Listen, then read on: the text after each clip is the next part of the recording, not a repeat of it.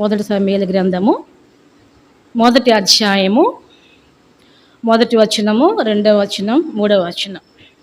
ఎఫ్రాయిము మన్యమందు రామతీయ పట్టణంకు వాడు ఒకడు ఉండెను. అతని పేరు ఎల్కానా. అతడు ఎఫ్రాయిముడైన సూపునకు పుట్టిన తోహు కుమారుడైన ఎలీహునకు జన్మమైన యెహోరాము కుమారుడు. అతనికి 2 భార్యలుండిరి. వీరిలో ఒక దాని పేరు హన్నా, రెండవ దాని పేరు పెనిన్నా. పెనిన్నాకు పిల్లలు కలిగిరి గాని హన్నాకు పిల్లలు లేకపోయిరి. ఇతడు షీలోహునందున్న యెహోవాకు మొరకుటకును బలర్పించుటకును ఏటేటా తన పట్నం విడిచి అచ్చటికి పోవచ్చు ఉండెను. ఆ కాలమున ఏలి యొక్క 2 కుమారులకు హొఫ్ని ఫీనెహాసులు యెహోవాకు యాజకులుగా నుండిరి. చాలు, మనం చదువుకున్న లేఖన భాగము అనేక సార్లు మనము వినే ఉంటాం కదా. స్త్రీల కూడికలో ఈ హన్నా గురించి అనేక సార్లు వినే ఉంటాం. కానీ ఎన్నిసార్లు చెప్పుకున్న నీతిమంతుల యొక్క జీవితాల్లో మనము నేర్చుకోవాల్సినవి చాలా ఆత్మీయ పాఠాలు ఉంటాయి అన్నమాట. ఇక్కడ మనం చూస్తే ఇతని పేరు ఏం పేరంట? ఎల్కానా. ఈ ఎల్కానాకు 2 భార్యలు. మొదటి భార్య పేరు ఏం పేరంట? హన్నా. రెండవ దాని పేరు పెనిన్నా. సరే, వీళ్ళకి ఏం అలవాటు ఉందంట? యెహోవాకు మొరకుటకు బలర్పించుటకు ఏటేటా తన పట్నం విడిచి షిలోహు మందిరానికి వెళ్ళేవాళ్ళంట. సరే, వాళ్ళు ఏటేటా మందిరానికి వెళ్ళేవాళ్ళు. అక్కడ దేవుణ్ణి ప్రార్థించేవాళ్ళు, మరి బలర్పించేవాళ్ళు. అలా చేస్తూ ఉన్నప్పుడంట ఈ పెనిన్నాకి కుమారులు కుమార్తెలు కూడా ఉన్నారంట. కానీ హన్నాకు ఏం లేదు, సంతు లేదు. ఇక్కడ రాయబడుతూ వచ్చింది, చూద్దాం అన్నమాట. 5వ వచనం. హన్నా తనకు ప్రియముగా ఉన్నందున ఆమెకు 2 పాళ్ళు ఇచ్చుచు వచ్చెను. యెహోవా ఆమెకు సంతు లేకుండా చేసెను. అంటే హన్నా పెద్ద భార్య, పెనిన్నా చిన్న భార్య. ఈ చిన్న భార్యకి కుమారులు కుమార్తెలు కూడా ఉన్నారు. అక్కడ రాయబడుతూ వచ్చింది కదా.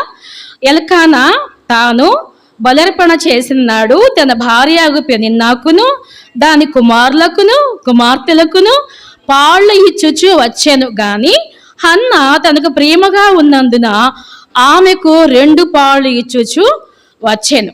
యెహోవా ఆమెకు సంతు లేకుండా చేసెను. ఇక్కడ మొట్టమొదటి చూస్తే మనము హన్నా యొక్క జీవితంలో భర్త చేత ప్రేమించబడుతున్నటువంటి స్త్రీ కదా. ప్రేమగా ఉందంట. ఎవరికి? ఎల్కానాకి హన్నా ప్రేమగా ఉంటూ వచ్చింది. అంటే ఇష్టంగా ఉంటూ వచ్చింది. అంటే ప్రియమైన భార్యగా ఉంటూ వచ్చింది. అయితే ఇక్కడ రాయబడుతూ వచ్చింది, మరి యెహోవా ఆమెకు సంతు లేకుండా చేసెను.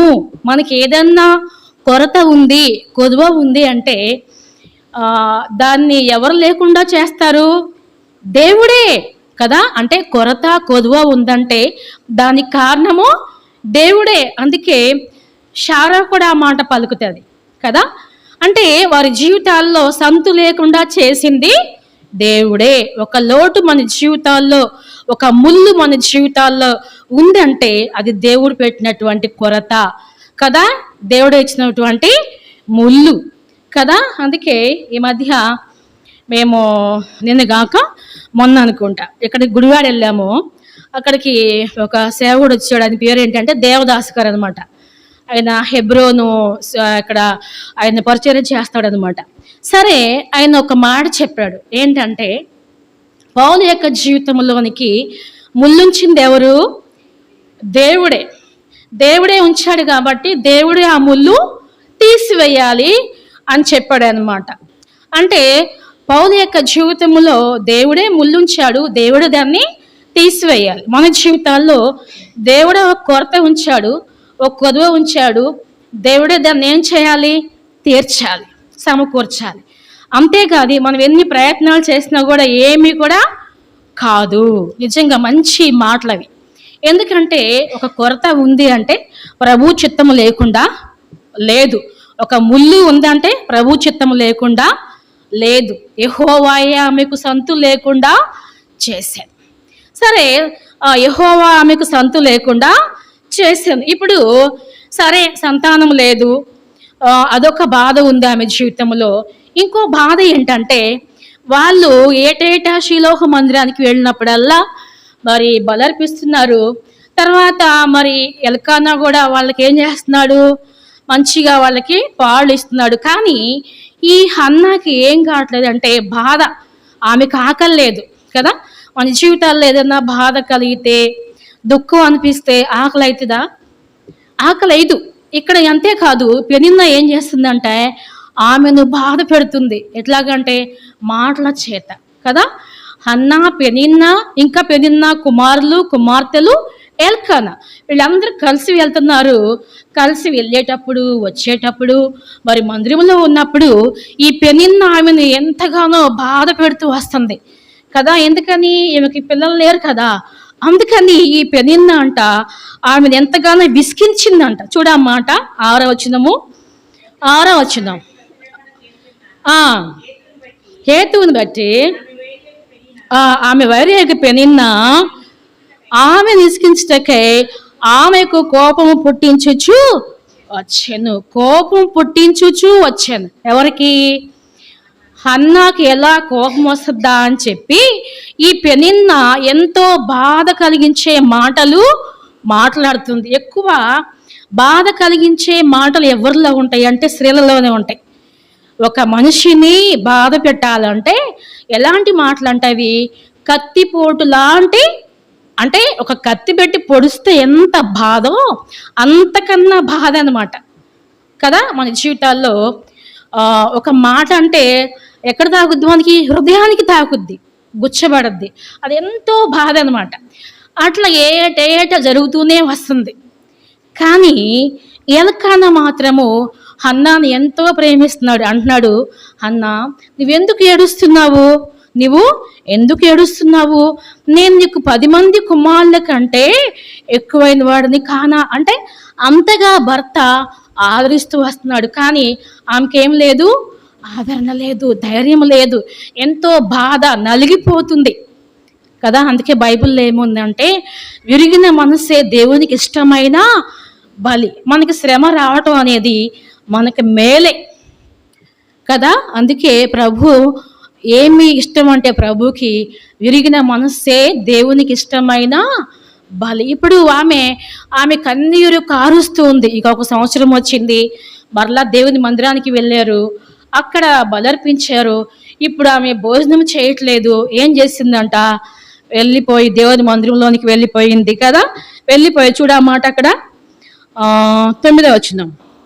వారు షీలోహులో అన్నపానములు పుచ్చుకున్న తర్వాత హన్న లేచి యాజకుడైన ఏలీ మందిర స్తంభం దగ్గర ఉన్న కూర్చుని ఉండగా బహు దుఃఖాక్రాంతురాలై వచ్చి యెహోవా సన్నిధిని ప్రార్థన చేయుచు బహుగా ఏడ్చుచు.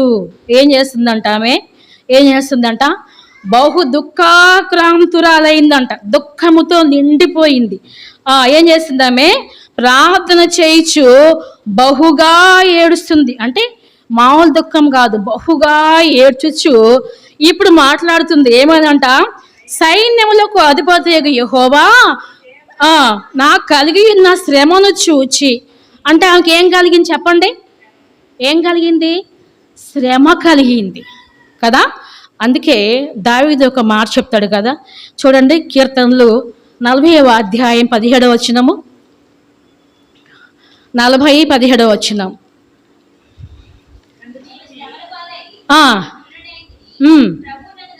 ఏమంట? నేను శ్రమల పాలై దీనుడనైతిని. దీనత్వం మనకి ఎప్పుడు వస్తుంది? శ్రమ వచ్చినప్పుడే. ఇప్పుడు ఇంకేం కలిగింది? శ్రమ వచ్చింది. ఇప్పుడు దీనురాలుగా మార్చబడుతుంది కదా. అంటే పెనిన్న ఆమెను మాటలతో బాధించినప్పుడు తిరిగి బదులుగా ఏం మాట్లాడలేదు. ఎందుకని? దీనురాలుగా మార్చబడింది. ఎందుకంటే ఆ శ్రమల పాలైపోయింది కాబట్టి దీనురాలుగా మార్చబడింది. మన జీవితాలలో మనకి శ్రమ వచ్చిన కొలది మన జీవితంలో గర్వము, అహము అన్నీ కూడా ఏమైపోతాయి తెలుసా? కొట్టుకుని పోతాయి. ఎక్కడ? కన్నీటిలో, కన్నీటి ప్రార్థనలో, ఆ కష్టంలో, మన గర్వము, మన అసూయ కదా, ఇవన్నీ కూడా ఏమైపోతాయి అంటే, అందుకే మనము గరుకురాళ్ల వల్లే ఉన్నప్పటికీ మనం ఏమైపోతామంట? నున్నగా మారిపోతాం. ఈమెలోకి ఏమైందంటే దీనురాలుగా మార్చబడిపోయింది. ఇంకేమంటుందామే? యెహోవా నా శ్రమను చూచి నా కలిగి మరొక జ్ఞాపకము చేసుకొని నాకు మగపిల్లను దయచేసిన ఎడల వాని తల మీదకి క్షౌరపు కత్తి ఎన్నటికి రానియక నేను వాని యెహోవాకు నీకు అప్పగించునని మ్రొక్కిబడి చేసుకొనేను. అంతకుముందు ఈమె ఈ ప్రార్థన చేయలేదా? చేయలేదు. అంతకుముందు ఏటేటా వస్తుంది కానీ, ప్రార్థన చేస్తుంది కానీ, ఈ ప్రార్థన ఆమె చేయలేదు. యెహోవాకు మొక్కుకోలేదు. మామూలుగా ఏమంటుంది? ప్రభా నాకు కుమారుడు దయచేయి, ప్రభా నాకు కుమారుడు దయచేయమని అడుగుతూ వచ్చింది కానీ ఈ యొక్క ప్రార్థన ఆమె చేయలేదు. ఏటేటా వస్తుంది, ప్రార్థన చేస్తుంది, వెళ్తుంది కదా. ఆ దినాల్లో ఎవరు యాజకుడు అంటే ఏలి యాజకుడు. ఏలి కుమారులు అంట ఎలా ఉన్నారు చెప్పండి? వాళ్ళు బహు దుర్మార్గులుగా వాళ్ళు ఉన్నారు. హన్నా కూడా చూస్తుంది ఆ యొక్క స్థితి, మందిరం యొక్క స్థితి, ఏలి కుమారుల యొక్క స్థితి హన్నా గమనించింది. గమనించి ఇప్పుడు ఏమనుకుంటుంది అంటే, నేను నా కుమారుడిని ఎవరికి ఇవ్వాలి? దేవునికి ఇచ్చేయాలి. నా కుమారుడు యాజకుడు కావాలా, నా కుమారుడు దేవుని యొక్క సేవకుడు కావాలా అని గుర్తించింది. దేవుని యొక్క అక్కర హన్నా ఏం చేసింది? గుర్తించింది. ఇప్పుడు ఏమంటుందంటే, ఏమంటుందా లాస్ట్ ఒక మాట? ఏమంటుందంట? వానిని యెహోవా సన్నిధిని అప్పగింతును, యెహోవాకు అప్పగింతును, నేను దేవునికి ఇచ్చేస్తాను అని మొక్కుబడి చేసింది. చేసి ప్రార్థన చేస్తుంటే ఇప్పుడు ఏమవుతుందంటే ఆమె కన్నీరు కారిపోతుంది. మనోదుఖం. ఏ దుఃఖం అంటే అది మీరు చూడండి, గమనించండి. మన జీవితాల్లో మనోదుఖం ఉన్నప్పుడు మాటలు రావు. అంటే దుఃఖం, బహు దుఃఖం, మనోదుఖం ఉన్నప్పుడు వాయిస్ రాదు, కన్నీళ్ళు మాత్రం కారుతూ ఉంటాయి. మనోదుఖం కలదా ఏం చేస్తుందంట? కన్నీరు కారుతుంది, ప్రార్థన చేస్తుంది. ఇంకెలా ఉందంటే ఆమె పెదవులు మాత్రమే కదులుచూ ఉన్నాయి అంట, ఆమె స్వరము వినబడట్లేదు. అప్పుడు ఎవరు వచ్చారంట? ఎవరు మాట్లాడుతున్నారు అక్కడ? ఏలి అంటున్నాడు. చూడొక మాట 13వ వచనంలో,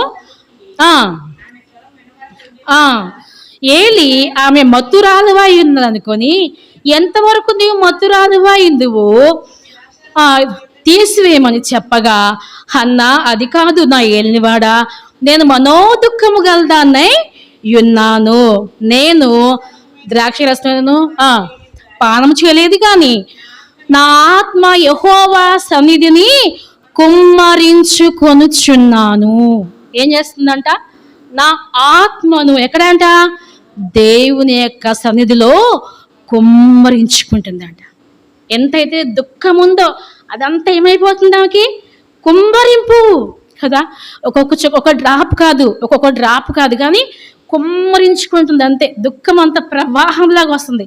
ఒకసారి మీరు గమనించండి, మన ప్రార్థనలో ఉన్నప్పుడు ఒక్కోసారి డ్రాప్స్ మాత్రం వస్తాయి కదా. ఒక్కొక్కసారి అంటే ఇక్కడ కూర్చుంటే మనకి చాప ఏమైద్ది? తడిసిపోయిద్ది కదా. కచ్చీపులు కూడా తడిసిపోతాయి. ఎందుకని? కుమ్మరించుకుంటే. అలానే హన్నా కుమ్మరించుకుంటుంది అనమాట కదా. అప్పుడు ఆ సేవకుడు చెప్పాడు. ఏమని చెప్పాడంటే, ఏమన్నాడు చూడండి 17వ వచనంలో, అంతటా ఏలి నువ్వు క్షేమముగా వెళ్ళుము, ఇశ్రాయేలు దేవునితో నువ్వు చేసుకున్న మనవిని ఆయన దయచేయనిగా కానీ ఆమెతో చెప్పగా, నువ్వు మతురాలవి ఉన్నావని ఏమన్నా కూడా ఆమెకి కోపం రాలేదు. కానీ ఇప్పుడు అంటున్నాడు ఆయన, నువ్వు క్షేమముగా వెళ్ళుము. అందుకే అక్కడ వాక్యం రాస్తూ వచ్చాం, నువ్వు క్షేమముగా వెళ్ళుము, దేవునితో నువ్వు చేసుకున్న మనవిని ఆయన దయచేయనిగా కానీ ఆమెతో చెప్పగా. ఎప్పుడైతే ఏలి చెప్పాడో, నువ్వు క్షేమంగా వెళ్ళమ్మా, ఏమన్నాడు? నువ్వు క్షేమంగా వెళ్ళు, ఎందుకంటే నువ్వేదైతే మనం చేసావో ఆ దేవుడు నీకు దయచేయను గాక. అంటే సేవకునికి కూడా ఆమె ఏం కలిగింది? దయ పుట్టింది. ఆమె ఏడవటం చూసి దయ పుట్టింది. నువ్వు క్షేమంగా వెళ్ళిపో, దేవుడు నీకు ఇచ్చేస్తాడు, దయచేయను గాక అని చెప్పంగానే అంట ఆమె ఏం చేసిందంట? ఆమె చూడండి ఆ మాట 18వ వచనంలో,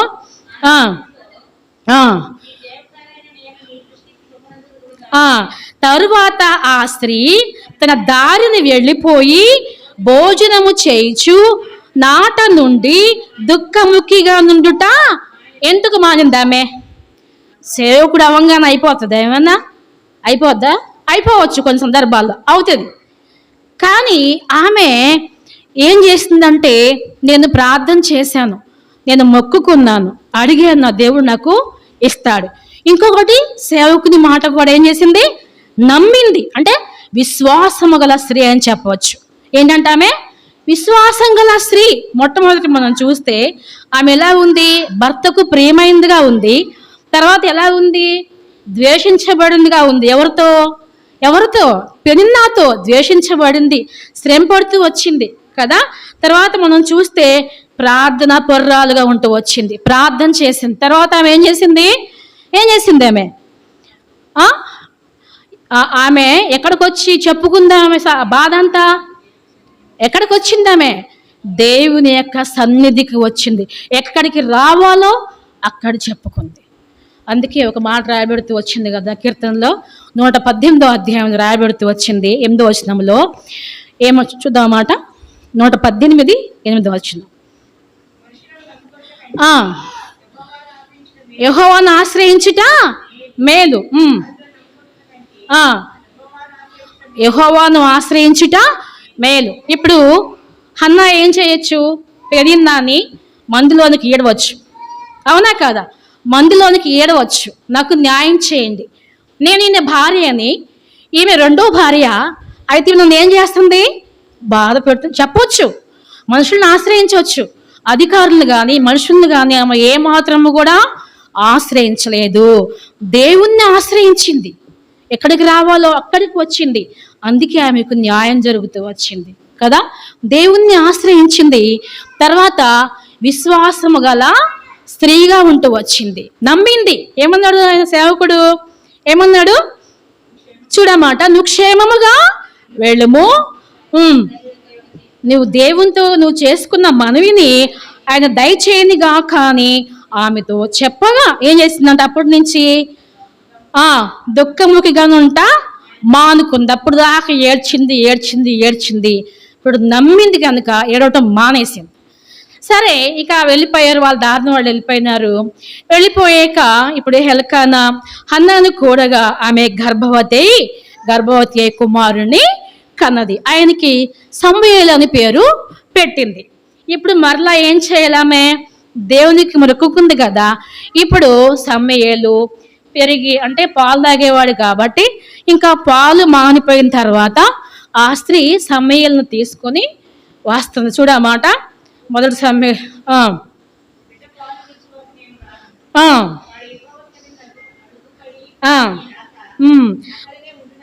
నేను వాళ్ళని తీసుకుని వస్తున్నానని తన పెనిమిటితో చెప్పి వెళ్ళక ఉండిన. అంటే ఎల్కానా పెనిన్నా వారి పిల్లలు అందరూ వస్తున్నారు కానీ ఏటేట ఈమె రాకుండా ఇంటి దగ్గర ఉండిపోయింది. ఏమని? నేను మందిరానికి తీసుకుని నేను వచ్చానంటే వాడిని అప్పగిచ్చే వస్తా, మళ్ళీ తీసుకుని రాను అని చెప్పేసి ఇంకా ఆ పాలు మానిపోయిన తర్వాత వస్తుంది ఆమె. చూడండి ఆ మాట, చిన్నవాడేయుండిగా ఆ బాల్ని ఎత్తుకొని 3 కోడలను తూమెడు పిండిని తీసుకొని షిలోహు మందిరానికి వచ్చాను. వారు ఒక కోడెను వధించి పిల్లవాడిని ఏలి యుద్ధకు తీసుకొని వచ్చినప్పుడు ఆమె అతనితో ఇట్లు అనేను. ఇప్పుడు మందిరానికి వస్తుంది కదా, మందిరానికి వచ్చేటప్పుడు మామూలుగా వచ్చేయచ్చుగా, పిల్లవాడిని తీసుకొని వచ్చేయచ్చు. ఇంకా ఆమె ఏం తీసుకొస్తుందంట? ఆమె చూడండి అన్నమాట, 3 కోడలను తూమెడి పిండిని తిత్తిని తీసుకొని మందిరములకు వచ్చింది. అంటే ఆమెలో ఏముంది? కృతజ్ఞత. దేవుని ఇంటికి ఎలా వెళ్తున్నాను? నేను సంతోషంగా వెళ్తున్నా. దేవుడు నాకు కుమారుని ఇచ్చాడు కాబట్టి నేనేం చేయాలి? దేవునికి అర్పణ ఇవ్వాలి. సమర్పణ గల స్త్రీ అని చెప్పాలి మనం. ఆమెలో ఏమని చెప్పండి? సమర్పణ. మన జీవితంలో ఒక మేలు కలిగిందంటే మనం ఏం చేయాలి? దేవుని మందిరానికి వచ్చేటప్పుడు ఏం చేయాలి? మనలో ఏముండాలి చెప్పండి? సమర్పణ ఉండాలి కదా. నిజంగా ఆ స్త్రీలో ఏముందంటే ఎంతో దేవుణ్ణి గనపరిచింది. మామూలుగా రావట్లేదు ఆమె, మరి కొంత బహుమానం తీసుకుని వస్తుంది. ఇంకా ఏం చేస్తుంది ఆమె? చూడండి ఒక మాట. నా ఏలినవాడా, నా ఏలివాని ప్రాణము తోడు నీ యొద్ద నిలిచి యెహోవాను ప్రార్థన చేసిన స్త్రీని నేనే, ఈ బిడ్డను దయచేయమని యెహోవాతో నేను చేసిన మనవిని ఆయన నాకు అనుగ్రహించెను. కాబట్టి నేను ఆ బిడ్డను యెహోవాకు ఏం చేస్తుందంట? ప్రతిష్ఠించున్నాను. అంటే దేవునికి ఏం చేసిందామే? ప్రతిష్ఠిస్తూ వచ్చింది కదా. పాలు మాన్పింది అంటే దాదాపుగా 3 ఏళ్ళు కావచ్చేమో కదా. ఆ పిల్లవాడు అక్కడనే మ్రొక్కెను. సరే ఇచ్చేసింది. ఇప్పుడు ఆమె తిరిగి వెళ్ళిపోవాలి కదా. తిరిగి వెళ్ళిపోయినాక తిరిగి వెళ్ళిపోక ముందు ఆమె ఏమంటుందంటే 2వ అధ్యాయం చూడండి. 2వ అధ్యాయము 2వ అధ్యాయం 1వ వచనం. మరియు హన్నా విజ్ఞాపన చేసి ఇలాగా నేను నా హృదయము యెహోవా యందు సంతోషించుచున్నది. ఒకసారి ఉండండి. ఇక్కడ ఏమంటుందామే? నా హృదయము యెహోవా యందు ఏముంది? సంతోషించు. అంటే నిజంగా కుమారుని వదిలేస్తుంది కదా. ఏం కలగాలి ఆమెకి? దుఃఖం రావాలి. అయ్యో ఒక్కడే కుమారుడు కదా. ఇప్పుడు మన పిల్లల్ని ఏదన్నా ఊర్లో కానీ హాస్టల్లో కానీ వదిలొచ్చామనుకోండి, స్కూల్లో కానీ వదిలొస్తే అమ్మో నా కుమారుడు అని చెప్పేసి దుఃఖంగా కొంతమంది హాస్టల్కి వెళ్ళి వాళ్ళని విడిచిపెట్టి ఏడ్చుకుంటూ వస్తారు కొంతమంది, చాలామంది కదా. అలాంటిది ఈ స్త్రీ ఏడ్చుకుంటా రావాల్సింది. అయ్యో ఒక్కడే కుమారుడు కదా అని చెప్పేసి బాధగా విచారంగా దుఃఖంగా రావాల్సింది. ఏమేమంటుందంట? యెహోవా యందు నేను సంతోషించుచున్నాను. ఎందుకు? ఎప్పుడు సంతోషం అంటే మనము దేవుని యొక్క చిత్తం చేసినప్పుడు సంతోషం. భక్సింగ్ గారిని అంట ఎవరు అడిగారంట, నిజంగా నీకు ఎప్పుడు సంతోషం అని అడిగితే ఆయన చెప్పాడంట, దేవుని యొక్క చిత్తం చేసినప్పుడు నాకు సంతోషం. అబ్బా ఎంత మంచి మాట అది. ఎప్పుడు సంతోషం మనకి? ఏదో ఆస్తి ఉంటేనో అన్ని బాగుంటేనో మనకి సంతోషం. అసలు ఆ మాట రాదు మనకి. కానీ భక్సింగ్ గారు అంట దేవుని యొక్క చిత్తం చేసినప్పుడు నాకు సంతోషం. దేవుని యొక్క ఆజ్ఞ నెరవేరుస్తాయనికి సంతోషం కదా. అందుకే ఒక మాట రాయబడుతూ వచ్చింది. 40వ కీర్తన 8వ వచనం. 48.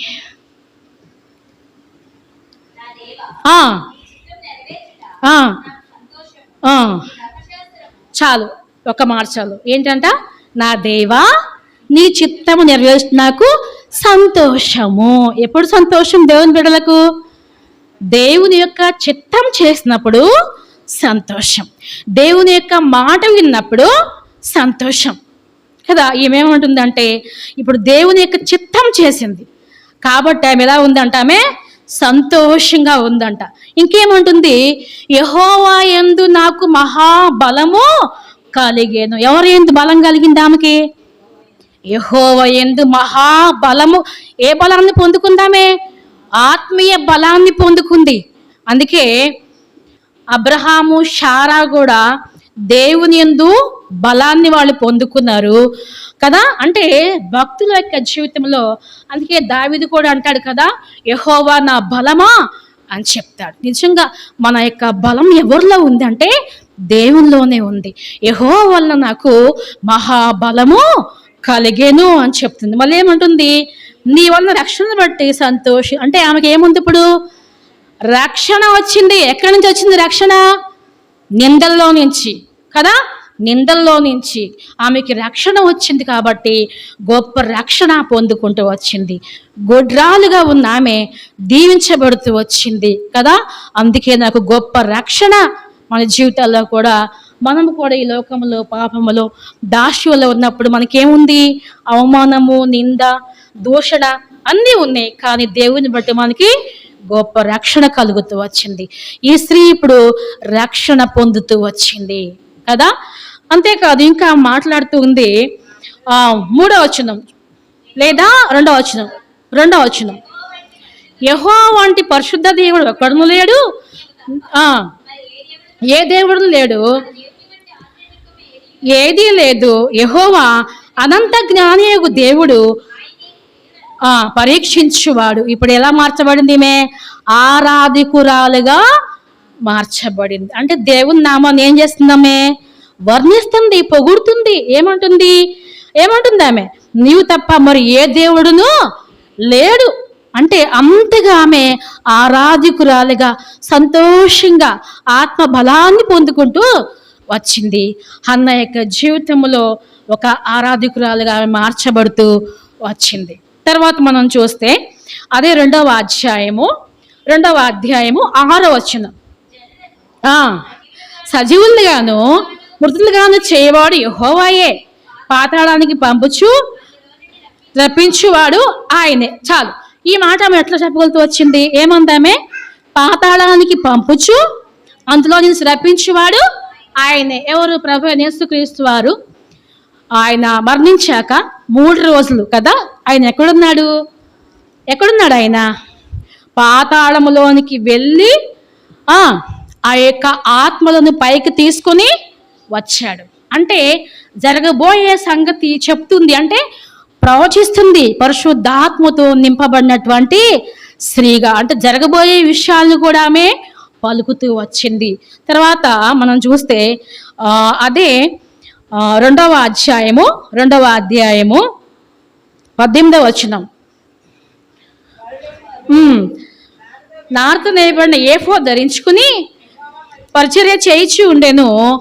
వాని తల్లి వానికి చిన్న అంగీ కుట్టి ఏటేటా బలర్పించటకు తన పెన్నుడితో వచ్చినప్పుడు దాన్ని తెచ్చి వానికి చుచ్చు వచ్చాను. యెహోవా సన్నిధిని మనవి చేసుకొనగా నీకు దొరికిన ఈ ఇక్కడ చాలు. ఇక్కడ అంట ఆమె ఏం చేసేదంట? ఎల్కానా, హన్న, పెనిన్న వారి కుమార్తెలు అందరూ దేవుని మందిరానికి వచ్చినప్పుడల్లా అంట సమయాలకి ఏం చేసేదంట? ఆమె ఒక చిన్న అంగీ ఒకటి తీసుకొని వచ్చి ఆ బాలుని దగ్గర తీసుకుని అంగీ తొడిగించి వెళ్ళేదంట. అట్లా ఎట్లాగంట? ఏటేటా ఏం చేసిందంట ఆమె? ఏటేటా మందిరానికి వస్తున్నప్పుడల్లా ఒక అంగీ కుట్టి తీసుకొని వస్తుంది. వచ్చినప్పుడు ఈ సంగతి అంతా ఏలి చూస్తున్నాడంట. ఏలి గమనించాడంట. గమనించి చెప్పాడు ఏలి, చూడమాట 20 సంతానమునకు ప్రతిగా యెహోవా నీకు సంతానము నీకు ఇచ్చునుగా. కానీ ఏలి ఎల్కానాను అతని భార్యను దీవించిన తర్వాత వారి ఇంటికి వెళ్ళిరి. యెహోవా హన్నాను దర్శింపగా ఆమె గర్భవతి అయి 3 కుమారులను 2 కుమార్తెలను కనెను. ఏం చేసిందంటే ఇప్పుడు ఆమె 5 మంది పిల్లలను దేవుడు ఆమెకు ఇచ్చాడు. ఒకరిని దేవునికి ఇచ్చింది, ఇప్పుడు 5 మందిని పొందుకుంది. ఎంతమంది అంటే వాళ్ళు? 3 కుమారులు 2 కుమార్తెలు కదా. దేవునికి ఇచ్చి ప్రతిఫలాన్ని పొందుకున్న స్త్రీ. మనము దేవునికి ఎంతైనా కొంత ఇచ్చామో అనుకోండి, మనకేమవుతుంది చెప్పండి? నష్టమా? నష్టం కలుగుతుందా? లేదు, అంతకంతకు దేవుడు మనకి మేలు చేస్తాడు. ఈ స్త్రీ ఏం చేసిందంటే ఒక కుమారుని ఇచ్చింది.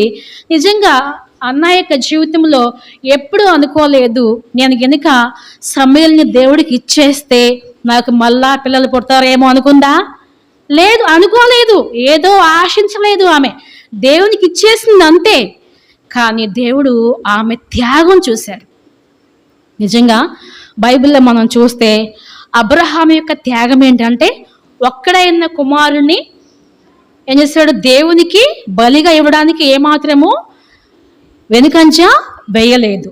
యెఫ్తా యొక్క జీవితంలో ఒకటే కుమార్తెను దేవునికి బలిగా ఇవ్వడానికి వెనుకంజ వేయలేదు కదా. నిజంగా హన్నా యొక్క జీవితంలో ఒక్కడే కుమారుడు దేవునికి మొక్కుకుంది కదా. మొక్కుకుంది. ఆ మాట నెరవేర్చింది కదా. నిజంగా దేవునికి మొక్కుకు ఉందంటే ఆలస్యం చేయలేదు. మన జీవితాల్లో కూడా హన్నా వంటి మంచి గుణాలు మనము కలిగి ఉండాలి. చూద్దాం మనము హన్నా యొక్క జీవితంలో మరి ఎలాంటి స్వభావాన్ని ఆమె కలిగి ఉందో చూద్దాం. మొట్టమొదటిగా ఆమె ఎలా ఉందంట, భర్తకు ప్రియమైనటువంటి భార్యగా ఉంటూ వచ్చింది. తర్వాత మనం చూస్తే ఆమె ద్వేషించబడుతూ వచ్చింది కదా. తర్వాత మనం చూస్తే ఆమె ప్రార్థన చేసేదిగా ఉంది. తర్వాత ఆమె ఎలా ఉందంట, దేవునికి మొక్కుబడి చేసుకుంది. ఇంకా మనం చూస్తే దేవుణ్ణే ఆశ్రయించింది. ఇంకా మనం చూస్తే విశ్వాసము గల స్త్రీగా ఉంటూ వచ్చింది. ఇంకా ఆమెలో ఏముంది అంట, గొప్ప సమర్పణ ఉంటూ వచ్చింది కదా. ఇంకేముంది అంటే ఆమెలో మరి దేవుని యొక్క చిత్తాన్ని చేసినటువంటి స్త్రీ, ప్రభువుని బట్టి ఆమె సంతోషించేదిగా ఉంటూ వచ్చింది. మనం చూస్తే ఇంకా ఆమె రక్షణ పొందిన స్త్రీ. ఇంకా మనం చూస్తే ఆమె ఆరాధికురాలు. తర్వాత దేవుని యొక్క ఆత్మతో నింపబడుతూ వచ్చి ప్రవచించినటువంటి స్త్రీగా ఆమె ఉంటూ వచ్చింది. ఇంకా దేవునికి ఇచ్చి ప్రతిఫలాన్ని పొందుకుంటూ వచ్చింది. హన్నా యొక్క జీవితంలో ఇలాంటి గుణాలు ఆమె కలిగి ఉంటూ వచ్చింది.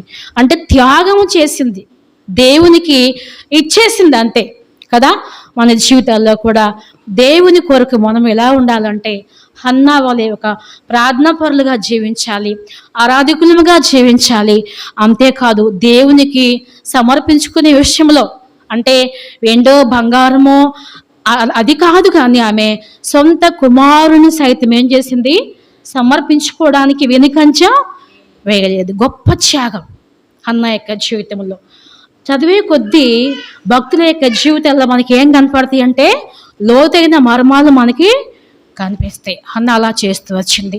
దేవుడి వాక్యాన్ని దీవించునుగాక. ప్రార్థన చేసుకుందాం.